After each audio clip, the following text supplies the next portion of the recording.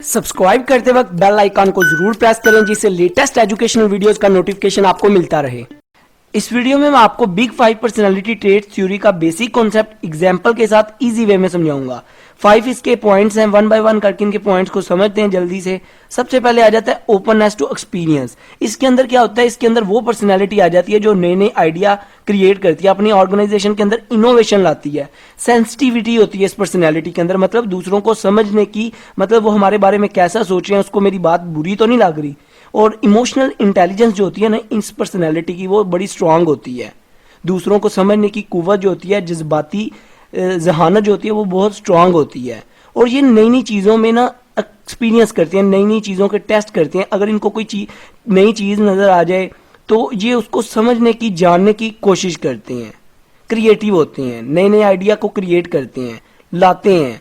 दूसरों को भी कहते हैं कि आप भी सोचो, गौर फिक्र करो और कोई अपना आइडिया दो, अपना फीडबैक दो।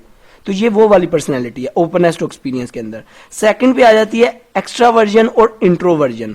एक्स्ट्रावर्जन वो लोग होते हैं जो सोशल होते हैं, पार्टिसिपेंट होते हैं, दूसरों के साथ गैदरिंग करते हैं, सोशल पर्सन होते हैं और मिलजुल के काम करने को पसंद करते हैं, शर्माते नहीं हैं दूसरों से और ग्रुपिंग में काम करते हैं। लड़कियों से बात करते हैं, लड़कों से बात करते हैं, अपने वालिदैन से बढ़ चढ़ के बात करते हैं, लोगों के साथ हेल्प करते हैं, लोगों के साथ उनकी बातें सुनते हैं, उनके रंग में डाल जाते हैं। और इंट्रोवर्जन क्या होते हैं, वो शाय होते हैं, शर्मीले होते हैं, वो अकेला रहना पसंद करते हैं और इतना मतलब अलोन वो रहना पसंद करते हैं, ज़्यादा दूसरों से बातें नहीं करते। तो थर्ड पे आ जाता है एग्रीएबलनेस। एग्रीएबलनेस देखें, एग्री का मतलब आपको पता है कि दूसरे की बात से एग्री कर जाना, उसकी बात से मुतमिन हो जाना, उसकी बात से राजी हो जाना। तो एग्रीएबलनेस पर्सनालिटी कौन सी पर्सनालिटी होती है, जो एक दूसरों के मतलब हर रंग में डाल जाते हैं, जो जिस तरह का उसके साथ मिल जाते हैं, उसके साथ बहस नहीं करते, कन्फ्लिक्ट नहीं अराइज करते।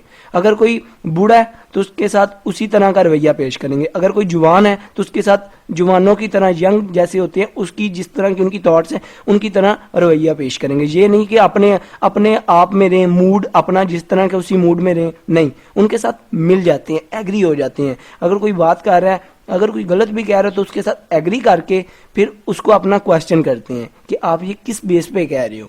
तो ये पर्सनालिटी एग्रीएबलनेस की होती है। आगे फोर्थ पे आ जाता है कॉन्शेंसियसनेस। जो कॉन्शेंसियसनेस पर्सनालिटी के मालिक होती हैं ना लोग, वो डिसीजन मेकिंग बहुत केयरफुली करते हैं और वो रिस्पॉन्सिबल होते हैं। जो उनको टास्क दिया जाता है उसको अच्छे तरीके से अंजाम देते हैं, अपनी ड्यूटी को अच्छे तरीके से निभाते हैं और अपने काम से लॉयल होते हैं। डिसीजन में अगर कोई भी काम है उसके मुतालिक बहुत सोच समझ के डिसीजन करते हैं। आगे फिफ्थ भी आ जाता है न्यूरोटिज्म। न्यूरोटिज्म में क्या होता है कि ये इसके अंदर वो लोग आ जाते हैं, वो पर्सनालिटीज आ जाती हैं जो इमोशनल इनस्टेबल होते हैं, मतलब उनका अपने इमोशंस के ऊपर कंट्रोल नहीं होता। गुस्से में आ गए तो पता नहीं क्या क्या कर देंगे।